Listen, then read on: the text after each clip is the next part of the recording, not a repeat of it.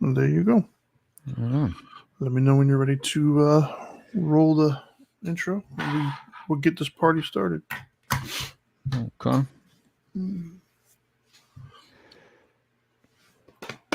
sure my thing is turned off. What's that?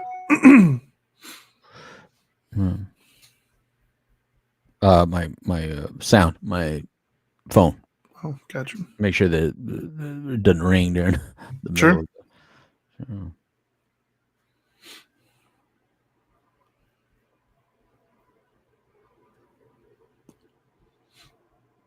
Of Where is the intro? There it is.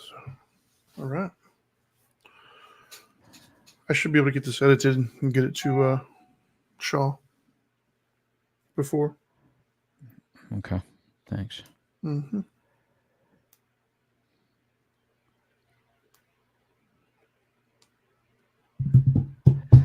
All right. Is you ready? Is you is or is you ain't my baby? Yes, I'm ready. All right, let's do it. Shut up and sit down.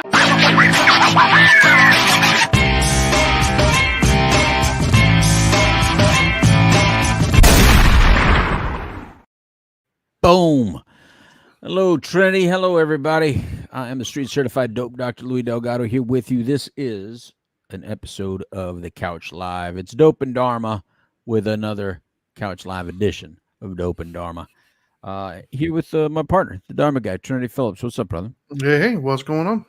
Excellent. So right now we're broadcasting on 1060 AM WOKB out of Orlando, and of course 100.7 FM out of Orlando. But we like to share it with you guys out here as well. Facebook. Where can they see it? Hear it?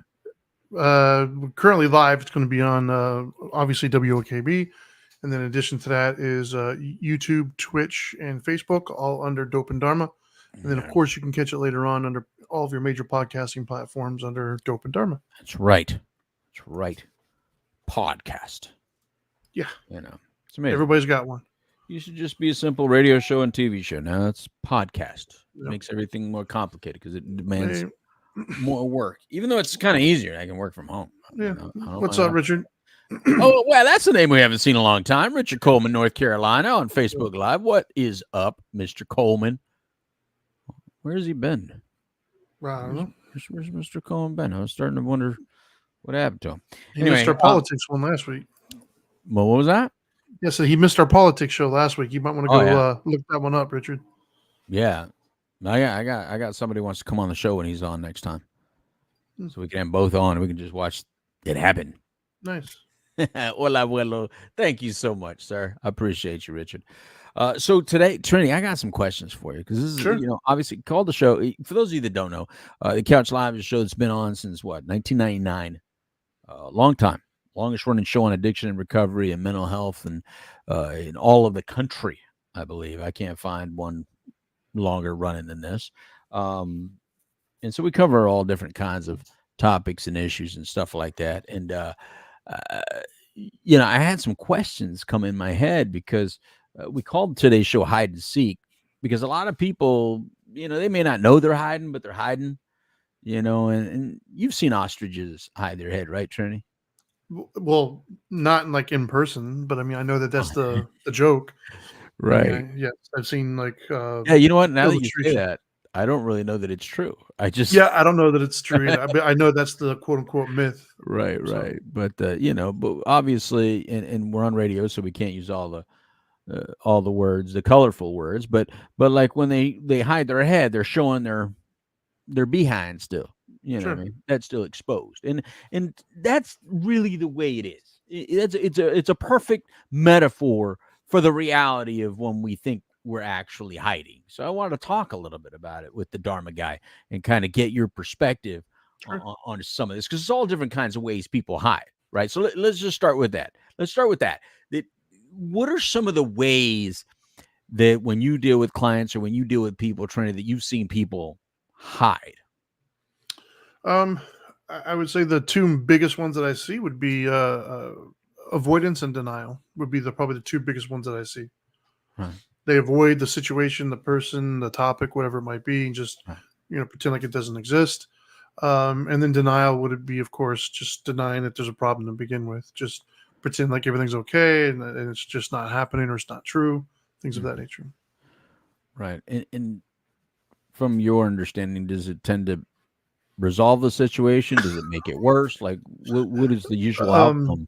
Best case scenario is it doesn't get any worse, but it doesn't get any better.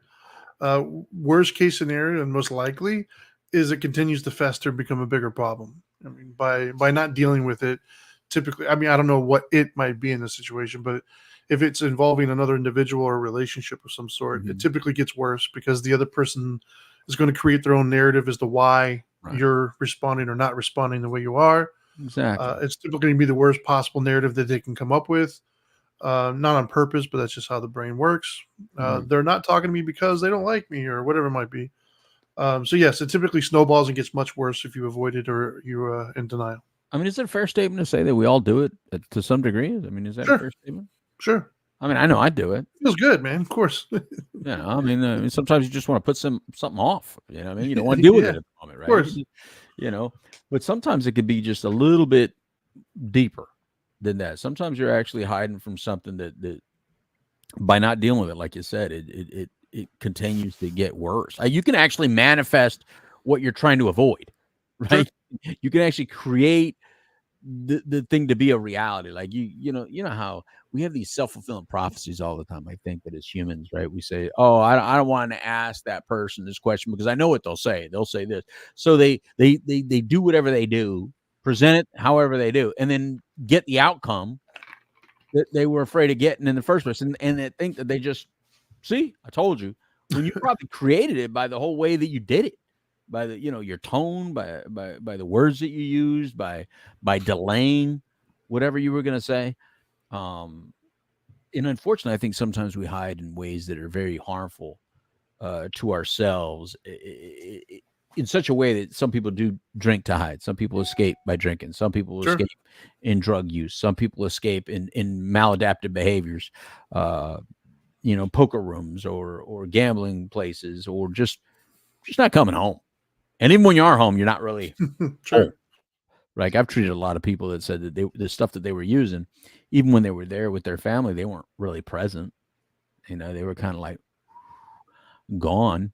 And so like when you talk to people about hiding, I mean, what are some of the recommendations that you have, or some of the things that you say that could just help them, I guess, just come to at least admit that they're not really working to get what they want, unless what they want is to make the problem bigger, which I don't think that's what a lot of people are seeking. Do you? I've personally never run into that. Not to say it doesn't exist out there somewhere, maybe, but no, I don't think that's the typical desired outcome. Nobody's ever told you, I just want to make it work? No, I haven't. Not one. I've not run into that very often. Okay. Maybe one somewhere. I don't remember. But yes. No, I think. I don't know, man. Normally, if somebody's come to me, like if my son comes to me and there's a situation, or my daughter comes to me and they're like, "Hey, X, Y, and Z is taking place, but I'm not really wanting to talk about it or whatever." Right. I personally usually evaluate it somehow. First and foremost, is it something that needs to be addressed, right? Because that's the other thing too, is not everything needs to be addressed all the time. There is picking your battles. But you can't. Amen to that one, Trinity. Yeah, but you can't. Not everything needs to be addressed, and not everything can be ignored. And so you have to kind of, walk that fine line of, is this problem something that I can ignore, or is this something that has to be addressed? And you typically do that, I would say, by the outcome. Does this mean something to me? Is the relationship mean something to me? Is the outcome important to me? And if it is, then obviously you can't let it slide. You have to address it. And I think oftentimes we're so afraid of the outcome, like what the outcome might be. So what? That's typically what not in those exact words, but so what? It's going to happen or it's not going to happen, but deal with it. The fear of the unknown looming over you is never ending, and it's constant, and it just stays and stays and stays, and it's so heavy.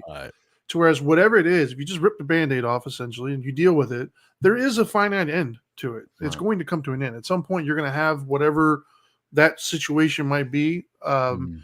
And then there's going to be a life afterwards.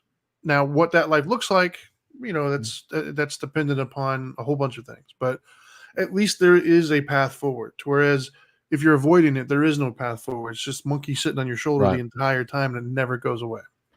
Yeah, you're not really controlling it. I mean, you think you're controlling No. it, but you're not really in control of it because, like you said, I mean, it's still present. Mm-hmm.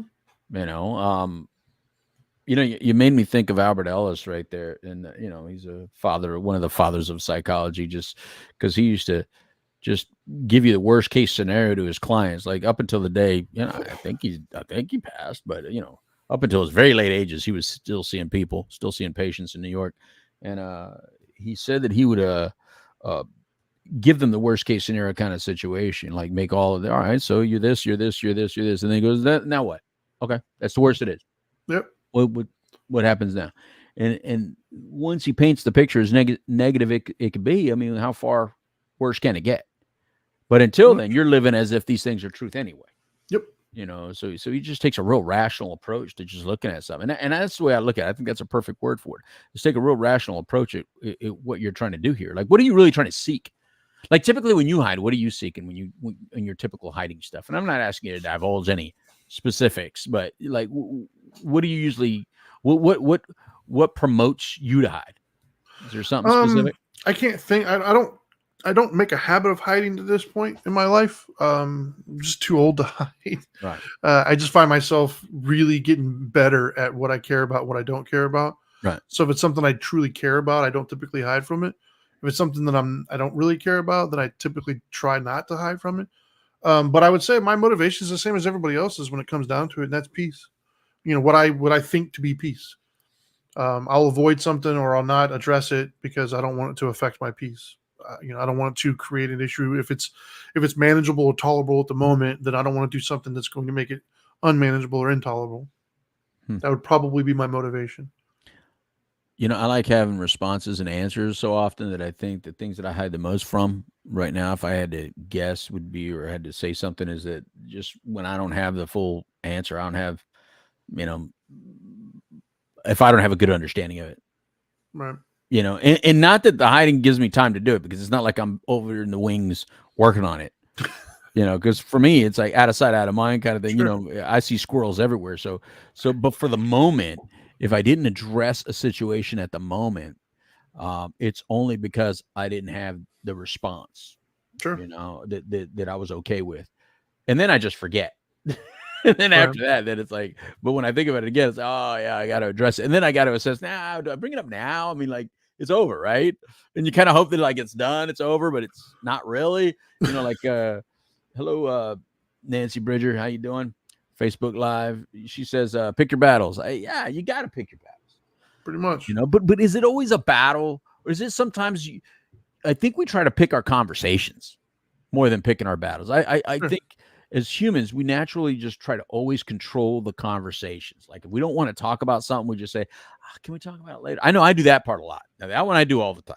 Like you can ask my wife, like, she'll try to, because to me, her timing just sucks. I mean, I just don't like her timing, right? Like if the first thing you do when you wake up is ask me some complicated financial question or thing that's going to involve like a lot of thinking, I'm like, now? Like you just woke up. I mean, like, can we just like wait a while before we have this conversation?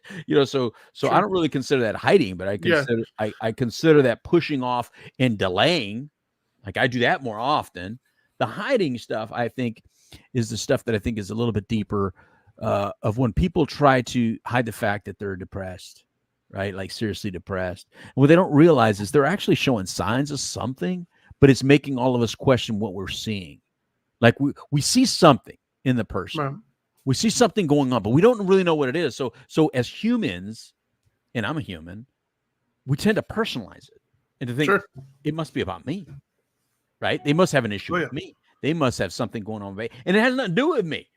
But I may personalize it as me. So we have to realize that when we do this stuff, we're giving off some sort of energy that's not comfortable. you know, we may not be getting the full energy which you're really experiencing, which is you're sad, you're lonely, you're depressed, you're frustrated, something. But what we are seeing is that you're being different with us. And when you're being different with us, we tend to personalize it and start trying to figure out why that would be. And that may trigger your own response, you know. So that's probably the most common way that people hide. Would you say that that's true, or do you have another thing that you think is more common? Yeah, I mean, I would agree with that, I guess. When I think of hiding, also, when you were talking, one of the things that popped into my head when it comes to hiding would be those uncomfortable truths that deep down inside we might know to be true, but if we don't say it out loud or if we don't address it, then it's not really true, kind of a thing. Because I'm trying to think of people in my life I've interacted with or whatever, and Yeah. there's like I don't know, there's people I've known that have been in relationships that like are too long, toxic, and they know it needs to end. That are too long. Well, it's That's a too good way to long. say It it. should Yeah. have been a long time ago. Should have ended a long time ago. Yeah, like I know people like that where it's like, you know, they make up all of these weird excuses, even though deep down inside they know it's over, but they don't want to address the over part. They don't want to do all the stuff moving on, so they'll hide from that kind of thing and pretend like it's okay or whatever, even though deep down inside they know it's true. Obviously, that was a relationship example, but there's others. Like there's just, I don't know, something going on at work or whatever it might be. Even things around the house, repairs. I don't know, just things that deep down inside you know, like if somebody puts a gun to your head and forces you to be 100% honest. You'll know that there's a problem there, but then throughout your day-to-day life, you kind of just don't deal with it or you pretend like it's not. So to me, I think that's what I think of when I think of hiding. It's just, you know, deep down inside there's an issue. You're just not addressing it. Yeah. I like to say that I'm a person that knows how to get what I want. And I think that if I think about hiding, you know, I'm trying to figure out like what is it that I'm seeking if I'm doing it? What is it I'm really seeking? Do I just want everyone just to forget? Like like can you just like not bring it up again? Can you just not talk about it again? You know what I mean? They don't. What is the goal? Because even if someone doesn't bring up something that may need to be discussed, it doesn't mean they're not thinking about it. It Sure. doesn't mean that they're not, you know, waiting for you to bring it up. You know, I can think of some, you know, I'm trying to go in my head and think about some serious conversations that have had to happen in my life. And I can tell you, if you would have told me early on in my life that having some of these deeper, heavier conversations were going to lift some sort of weight, I would have just said that sounds like psychobabble, right? like Sure. what weight is it really gonna lift? You know what I mean? Sure. Like because there's so much that I don't think that, like you said, that needs to be discussed. I don't think that everything needs to be talked about, right? Hey, Marissa, how you doing? Marissa's on Facebook Live. But there are things that there are discussions that I've had with people that what a dramatic difference once the conversation was had. I mean, like a dramatic difference, not Sure. just a little difference, just like a whole different level of connectivity just by talking about it. You know what I mean?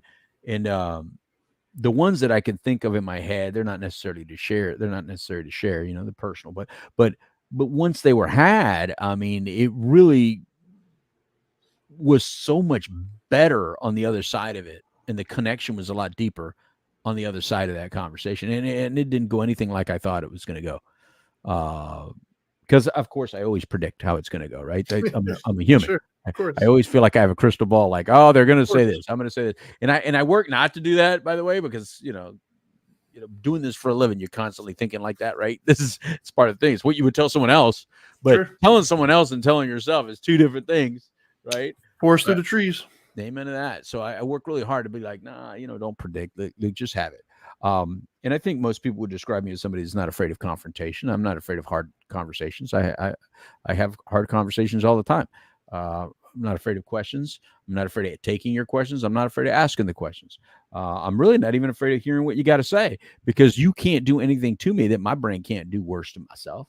And I think once you realize something like that, it changes relationships with people. Once you realize, or at least once I realized that the person I most have an issue with is myself, and the person that can hurt me worse than anybody else is myself, you really ain't got jack on that. I mean, there's really nothing you can say or do to me that's worse than what I have done and said to myself. And I think that's what makes it a lot easier for me not to hide. For me personally, not to Sure. hide. To hide from what? For what? Like what would I be hiding for? Sure. Like what am I actually going to get out of that? You know, No, I agree. I mean, I think I don't know. My ability to compartmentalize and disconnect, I guess, from an early age, Mhm. kind of helps me a lot in that situation Mhm. because it causes me to. I've never really been afraid of confrontation either. Mhm. Mhm. And that's typically, I think, what a lot of people are afraid of, and it's uncomfortable, so they try to avoid things that will eventually lead to that. I actually I went through a period in my life where I sought out confrontation. So, I'm a veteran when it comes to confrontation. I used to Mhm. like it a lot. Um, but yeah, I think my ability to compartmentalize and kind of just disconnect and not even really worry about it helps me in that area. Whether it be healthy or not, who knows? It's up for debate, I guess. Well, that's what I was about to say. I mean, just because you can do it doesn't mean it's working for you, right? Yeah, I don't know. Who knows? That's I'll have to look back on my life when I'm like 80 years old if I make it that far and decide, you know. Because like I said, so that's what I've learned over the years is just some things that you might think are incredibly important really aren't that important. You Mhm. know, Right. some like you said, some conversations or some things just don't need to be had. It all once again, I think the most like if I'm giving advice to my kids or if I'm talking to them and they're asking for insight, friends, whatever it might be, it really, really for me comes down to what does it matter? The end goal here, like what is it something that Right. if it's a relationship, if it's a thing, if it's a job opportunity, whatever it is it how important is it to you? Right. Is it something that you genuinely want to work to keep or to maintain? Or is it something that you're willing to let go? Like if it wasn't there, how big of a deal is it to you? I think that is paramount because when I was younger, I thought everything meant everything. I Right. wanted to be right all the time. So Right. every opportunity to be right, every little Right. tiny confrontation, I was willing to have it and I was willing to argue. Mhm. Didn't matter.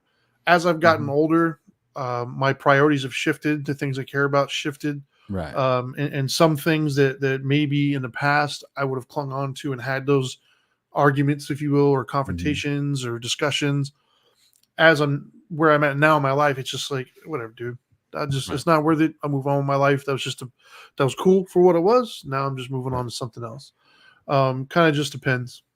And I think that's something we all have to answer ourselves because some things are more important than we think they are, and some things are less important than we think they are. Yeah, and I think that's a lot right there. That's a big sentence right there. Because I think the things that we sometimes feel are not that important are actually very important, and the things that we think are important are really not that important. We tend to be on the wrong side of that, and unfortunately, it takes life issues sometimes to kind of set that stuff straight. Yeah, Unfortunately, it's the old weddings and funerals kind of situation, right? It sure. takes celebrations or it takes mutual mourning to kind of put things in perspective, health problems or whatever, Yeah. like that. Yep. But when I'm thinking about some of this, I'm thinking about someone hiding from me or hiding in front of me, and I'm going back to the fact that you see something and sense something, right? And I really want to reach out to anybody right now that's kind of holding on to something deep that's kind of just hurting themselves. It's hurting them and it's killing them, uh, because we can see it, we can Yeah. feel it. You know what I mean? You're not getting what you want out of the deal because we can hear it in your tone when you talk to us. Like it's that old thing, like when somebody says, "Good morning" or "Good morning." You know, Sure. well, yeah, Sure. the words you said were "good morning," and when you repeat the story, you may say, "All I said was good morning," but Yeah. no. But if I heard the tone "good morning," it's like, "Gee, your tone Yeah. is rough." You know what I mean? And I think we do Sure. stuff like that all the time, not realizing. Well, let me take that back. I think a lot of times we do realize that we're giving it off. Sure. I'm going to go to something specific, and Madre, if you're watching or if you watch this later on or hear it later on, you're a great example. I'm just going to use you right now. Madre means mom, so Oh boy. I'm going to use her real quick because Oh boy. I tell her that mom, when you're talking, sometimes you should wear glasses, and so she laughs because she goes, "Why?" I said, "Because I can see it all in your eyes. Like when you got issues with somebody, you like telegraph it. Like my mom has zero poker face. Like Yeah, I can see that. She could be somewhere talking about somebody, and she's showing the person that she hates them or does not like them. And I'm like, you can't do that. I She can goes, see "What? that. I didn't say that. I didn't do that." I'm like, no, you're saying it here, even when you're nice here. You know what I mean? And so those are the kinds of things that I'm talking about. Like, I think that when we're hiding from some sort of truth within us, or we're hiding from some painful thing that's like destroying us on the inside, and we think, for their sake, I'm not going to let them know, or for their sake, I'm not going to.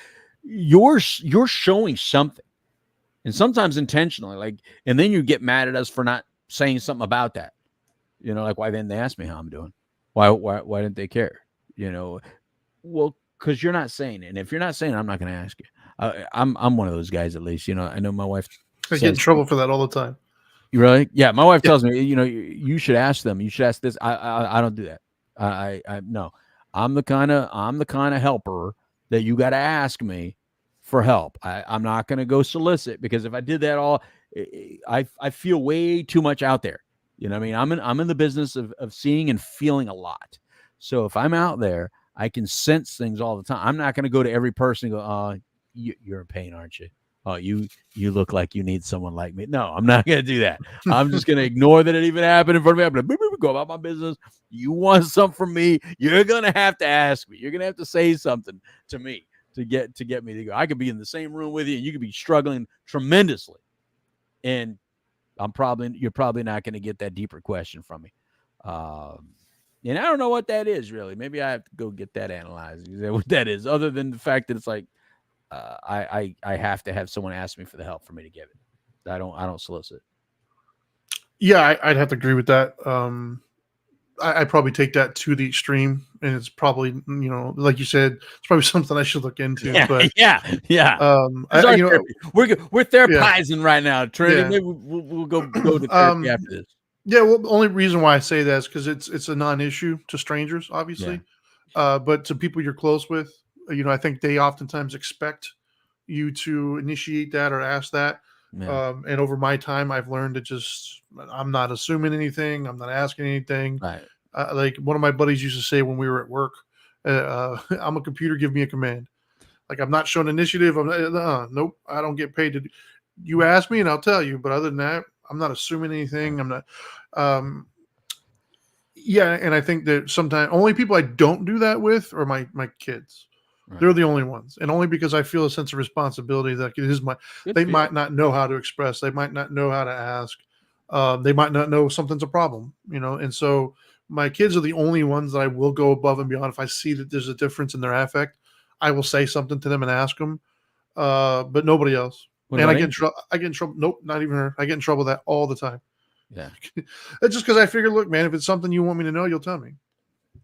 Yeah. That's just my thing. Because over my years of life, I think I've gotten mixed reviews from that, right? Like, if I ask you a few times and I'll get like let's say you're not in the mood to talk and you'll give me a little bit of an attitude, like, whoa, okay, well, like, I'm the type of person, if I'm going to put my hand out, then you're going to slap it away. I'm not going to continue to put my hand out there. Like, I'm not going to do that. And so, yes, if I in my lifetime, I've had many instances where you'll reach out to try to help and somebody will snap at you or give you something snarky in response. So I've learned over my years, I just, no. Yeah.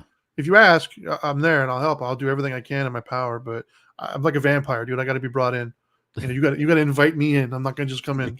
Is that true about vampires? Wait, I don't know. True? I mean, that's what the mythology is. Is it? What is? Well, they're right next to the ostriches with their heads in the sand. Like, they're all out there together. All these myths, I guess. So.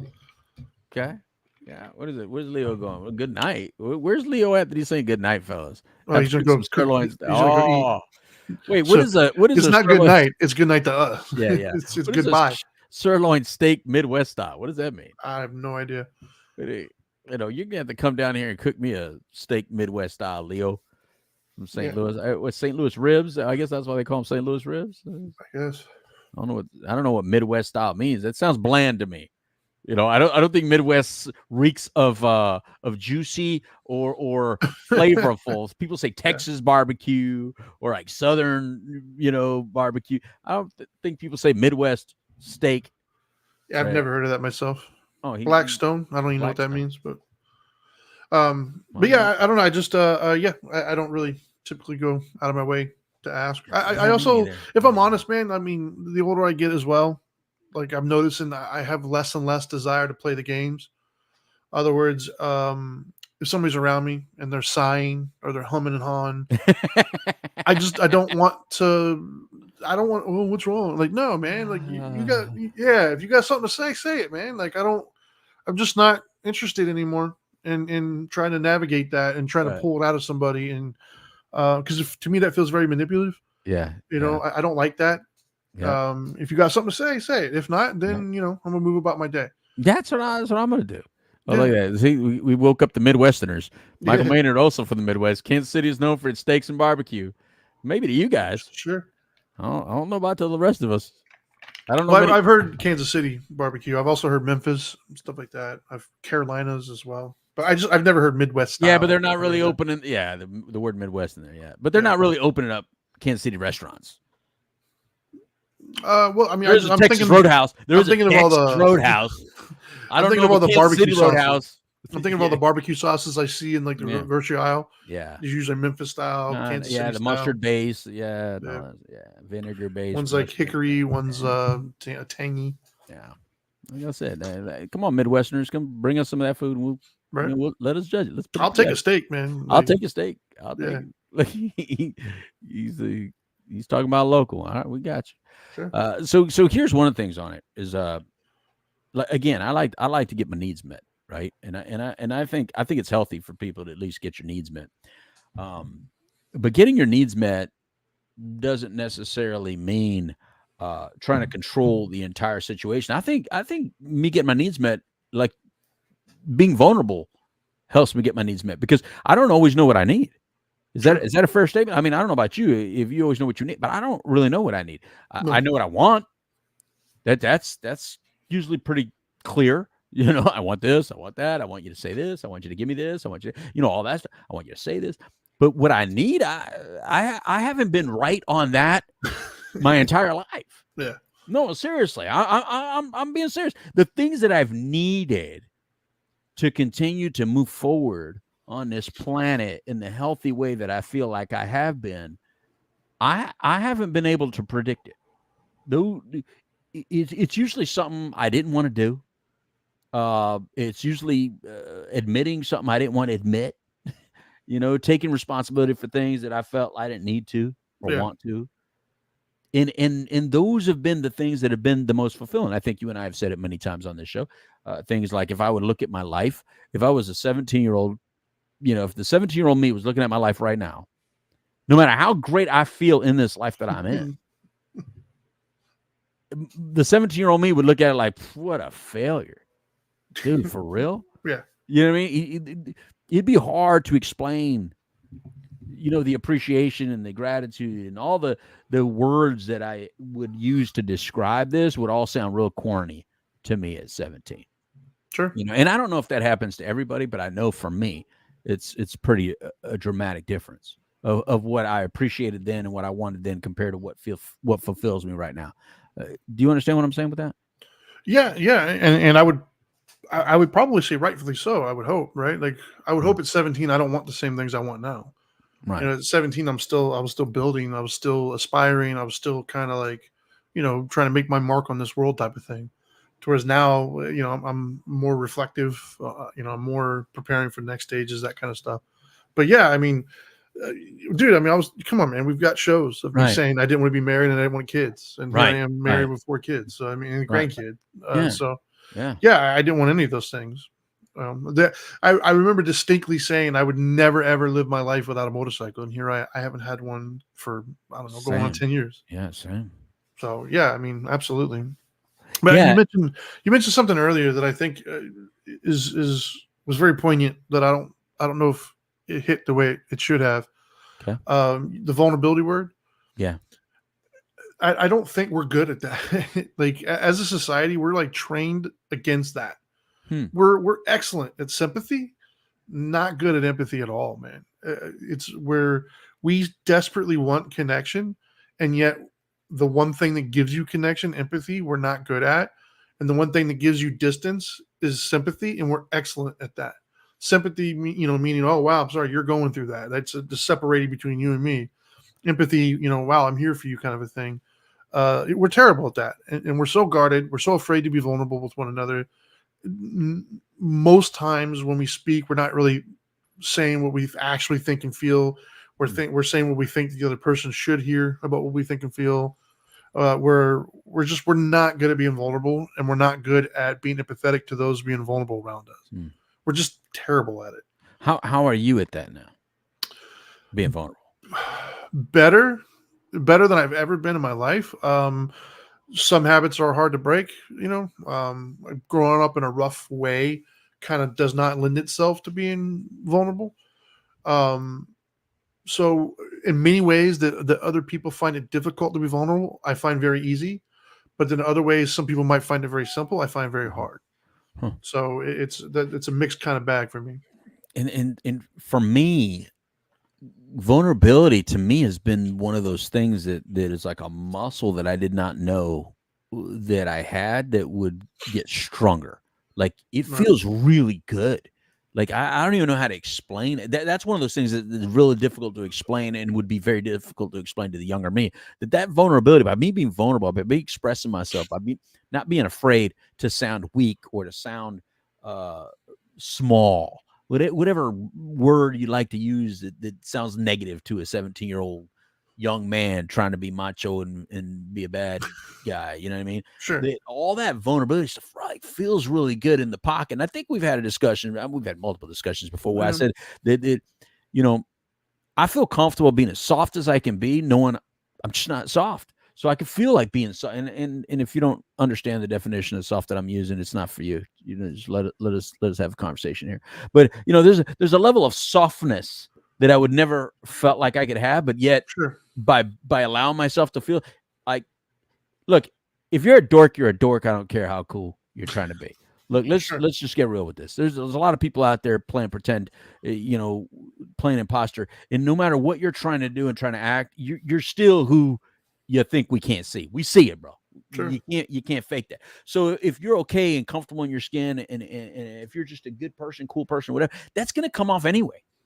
If you're a strong person, that's going to come off anyway. So you could act and talk as weak as you want. If you're strong, you're strong. If you're confident, you're confident. If you're secure, you're secure. But if you're insecure, I don't care how big, strong, or anything else you are. If you're insecure, that's coming off. You can't hide that. That's something that if you don't work on, it's like all of our spidey senses are going off. You're doing nothing to try to hide that. There's nothing you can do. You could put a facial tattoo on the front of your face that says, I hate the world, I'm a tough man, and we would still look at you and go, what a poor baby. Right. What a sad guy. You know what I mean? You see the pain. Yeah. The only caveat I would say to one of the things you said at the beginning there is about how good it feels to be vulnerable. To me, it does. Well, the only caveat I would put to that is I think for most people it feels good to be vulnerable. Mm-hmm. If it's received well. Well, you got to be in a safe. If it's not received well, like if you surround yourself with people who aren't healthy enough to be empathetic and to receive that, if what you get instead is rejection or ridicule, things of that nature, being vulnerable absolutely feels terrible. Right. And it just reinforces the idea of I don't want to be vulnerable. Right. And I think that is kind of the problem is I don't think a lot of people know how to be receptive to somebody who's being vulnerable with them. Right. And I think that's what it's like a weird vicious circle that we get in, and it starts early on in like elementary school is, we'll be vulnerable. We get rejected, and rejected, some people might be hearing rejection and think, oh, I asked her out on a date. No, rejection comes in many forms. You could offer your connection and somebody doesn't receive it, then that's rejection. Doesn't mean that the person implied it to be rejection or knew that they're rejecting you, but you felt rejected in that moment. And that feeling is very real, regardless of what their intentions might be. And so if you're not addressing that, then that right there is the first lesson you learn of maybe I shouldn't really be as vulnerable anymore, because that hurt. I didn't like that one very much. And then you just continue to get harder and harder and harder. And then as society grows, we get worse and worse and worse at dealing with that. So like I said, yes, if it's received well and you offer it, it could be an amazing cathartic kind of a thing that happens. Right. but if it isn't received well, you might want to keep it hidden. Yeah, Just- well, I'm gonna keep playing with that Yeah. line of thought that you have there, and I'm gonna say that I've worked to create a safe environment for myself, Sure. right? There's a lot of talk of safe space out there, right? There's a lot of therapists that say Yes. safe space, safe space. Yes. You can't force a safe space. A safe space you got to create the safe environment. We can't create it for you. Like, I don't know what your safe space looks like. Safe space doesn't simply mean allow you to say whatever you got to say, and everybody goes, "Oh, I love you. Oh, let's No. hug." That's not a safe space. It's an enabling space. Yeah, exactly. A safe space only you can create. You got to create the people around you that are trustworthy. You got to create your social environment and your support system. And when you create a healthy environment around you, then you can feel free to be vulnerable. Yeah. But until you've created that, until you've worked through the things that make you fight everyone, make you fight everything, you're not going to be safe. Because again, who you're not safe from is yourself, Sure. right? Like, as many flaws as I could see in my face in the mirror, I don't pick them apart. Like, they don't bother me. I don't sit there looking them in the mirror and go, "Oh my God." I can't even think of the last time that I got frustrated about some flaw on my face. And I got spots now. I'm an old man. I got brown spots coming up all over the place. I got, you know what I mean? I got Sure. more flaws now than I ever had. And yet I'm like, okay. You know what I mean? Sure. I've had a dad bod since I was 9? Yeah, I got this massive crack in my butt that won't go away. And I have, it's not like I don't look at it and go like, I look at like, what? You know what I mean? Yeah. It's those real simple things. I can't even think of the last time that my, the thinness of my legs or my wrists ever bothered me. You know what I mean? I can't even think of the last time that bothered. Those are things that I said that when there comes a level of security, you just be real open and honest and say, I'm not going to hide anymore, because you all can see it. Whatever Sure. I'm going to hide from, you can see anyway. The only thing is, I'm going to think I'm controlling the dialogue. I'm going to think I can control the situation. And that's what I think my anger did back when I was young. I think by being angry and fighting, then you just had to like come at me a certain type of way because I created the dialogue, right? If I created it by confrontation with you, then you're already responding to confrontation. It didn't allow any time for vulnerability. It didn't allow any time for honesty. It didn't allow any time for connectivity, because our connection was based on volatility, right? Or Sure. partying, because partying was Sure. easy. Like, if you party with someone and that's the only way you know them, but then you try to get sober with that person, they'd be like, you have nothing to talk about anymore. You know what I mean? Have you ever sat in a situation with somebody that you should be able to communicate with, and you're like, I really have nothing to say to you? You know what I mean? Whereas there's some people you get around, it's just like blah blah blah blah blah blah blah blah blah blah. Like, you're just comfortable and you're talking and you're going on all different kinds of conversations. You know what I mean? But Yeah, well, I mean, that's part of the other issue, right? Is you were saying you create that safe space for yourself. I don't think a lot of people know how to do that, right? I don't think a lot of people know how to do that. I don't think a lot of people know how to pick safe people. I think that hurt people, right? So like, yeah, when we're hurt, we're traumatized, we're looking for Yeah. certain things, and we overlook red flags, and we think that this person's good for us, Right. friendship, relationship, whatever it might be. Right. Because your picker was broken, right? And I don't Mhm, mean necessarily mhm. picker from a romantic sense, even though that's included in that. Right. But even your picker for friends, like my son, for instance, I'll see him sometimes pick some friends, and the kinds of friends that he'll try to gravitate towards sometimes are just not going to be good for him. Right. So I'm trying to, and I did the same thing when I was a kid. My mom had to kind of help me learn how to pick friends, because I was picking friends because I thought they were cool, and what I thought was cool were the kids who were not afraid to get in trouble and be outlandish and things of that nature. Right. So yeah, I think that's a skill that we as a society collectively don't really have, and I think that we got to learn how to do that. You have to learn how to pick safe people. Right. And kind of like getting to the end of this, I also got to a point where I always liked kind of being alone, but I didn't know how good it felt. Like, you know what I mean? I didn't know if I was something wrong with me or why but I like alone time. I think you got to be comfortable by yourself and in Sure. silence. And man, and maybe that's an age thing, man. You get older, it's like, oh man, I really cherish my little alone time. You know what I mean? I To hear me, it's like that. recharging. It's calm. It's peaceful. And then I even further enjoy when I'm not alone then. So when I'm connecting with somebody and doing something with somebody and on a project with somebody. And so it's really good to have both those things feel good without it just having to be one way. You know what I mean? Like when I was ripping and running, I had to be ripping and running. Like any moment of downtime, I'd be like, I had to be intoxicated if you're Right. going to sit there and do nothing. You know what I mean? Sure. Whereas now I could just sit there, just, be doing nothing, or we could do something. Either way. And I think all those things are ways hiding can look all different kinds of ways. Hiding can be in the forms of behaviors. Hiding can be in the forms of substance. Hiding can be in relationships. There's a lot of people that hide in relationships. They hide from themselves just by constantly being in a relationship instead of just allowing themselves to not be in one for a while and just see who you really are, what you really want out of life. Because if you're always in a relationship, especially if you're always in new relationships, you're constantly being something. You're constantly portraying a character. How honest can you really get when you're always trying to impress somebody? And then you might say, and I already heard them. Look, I just heard their thought, Trinity. I heard them say, I ain't trying to impress nobody. I don't know what they think. Yeah. Yeah. As a matter of fact, if you're one of those ones that were just listening to me right now and you said, man, I ain't trying to impress nobody. Yeah, you are. Yeah. You're the guy. If you thought that, you're the guy that struts when you're home all by your damn self. You're that guy. You're that guy that still tries to walk cool when you're all by yourself in the house. That's who you are. Whereas, you got to let yourself be a little dork, man. I'm telling you, by embracing all parts of you, the masculine, the feminine, the dorky, the cool, the funny, the sad, the curious, all the little parts that we all have parts of everybody. That's what allows us to connect with so many people. There's a little bit of everyone in you. Explore the parts that you haven't played with. Explore the parts of this life that you haven't fully given some attention. You may find one that's a little bit more fulfilling than the one you're in.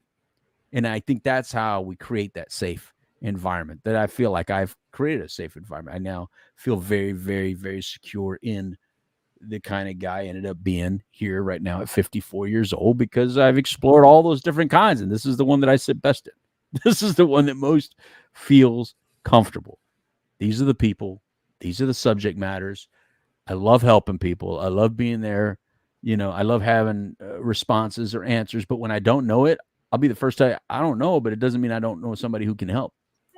And Right. those are the things that I like to do. What there's a longer one that I couldn't read real quick. What is Marissa saying? She said, I think you're talking about this one. It says, too many people want to change everything about themselves. I'm glad I've never been that way. Right. Yeah, when you're constantly just trying to, be for everybody else. I mean, that's how some people hide. Being a chameleon is one thing. Being a chameleon and hiding from yourself in the process is another. I think you do have to adapt to your situations, but that's not necessarily being a chameleon. That's just adapting to the right situation. In other words, when I'm around my mother, I speak one way. When I'm around, some guy friends, I speak a different way. When I'm around my kids, I speak a different way. That's not being other thing. That's not being phony. That's not being fake. That's just being responsible to the situations. You know Absolutely. what I mean? And I think that's healthy. And I think as, when you're younger and immature, you don't do that. You just try to be you, and you try to be what you think you are everywhere, because you're so busy telling the whole world who you are, what you are. Well, go to the mirror and tell that to yourself, because you're the only one that's buying it. We're not. We see what you are. We see who you are. No amount of substance and no amount of whatever you're giving off is going to prove anything to us. Because you know what? In reality, we don't care. We just don't. We're so busy looking and thinking about our own selves. We don't care as much as you think we do, and that's human. That's the human part that we try to fight. Right? It's like, wow, man, I want to care more. I want to embrace it more. But at the end of the day, there's a lot of selfishness in all of us. I hear that. And then we'll end it with Marissa's comment. Marissa's comment is perfect right there, right? I've been a people pleaser to do for everyone before myself, and I'm working on it. Exactly. Yeah. Right on. I like it. As long as by working on it means now you stop, being friendly and nice, because and that's how some people do it, right? Some people, they go all the way the opposite way. So final comments, Trinity. Yeah, I just say, don't hide, man. It's not worth it. It's not working anyways. Pick your battles, find out if it's something that needs to be addressed or not. If it doesn't, then let it go, move on, stop obsessing over it. If it's something that needs to be addressed, stop waiting, address it, deal with it.